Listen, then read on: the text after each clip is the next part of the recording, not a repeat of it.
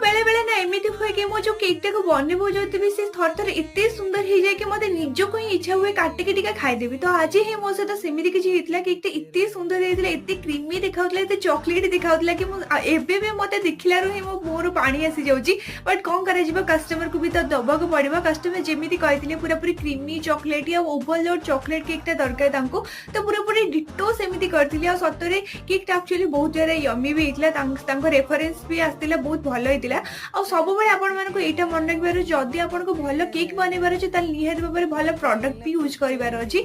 तो मो जेमिति कस्टमर कहथिले बहुत सारा चॉकलेट पके पूरा जम्मा भी न कंजूसी करके पूरा बहुत सारा ओवरलोड चॉकलेट पके दीथिली। आ आपण माने देखि परते कि मोर करेंट चली जाईची। मु जानिनी कोन पे सब बेले मो करेंट रा मोर बहुत जन्मर शत्रुता। मु जेते बेले भी काम करी से सब बेले कटि जाय। तो छाड़ो से सब कथा। तो आपण माने केमती केकटा लागले निहात भाबरे कमेंट करिवे। तो रहूची नमस्कार, जय जगन्नाथ, बाय बाय।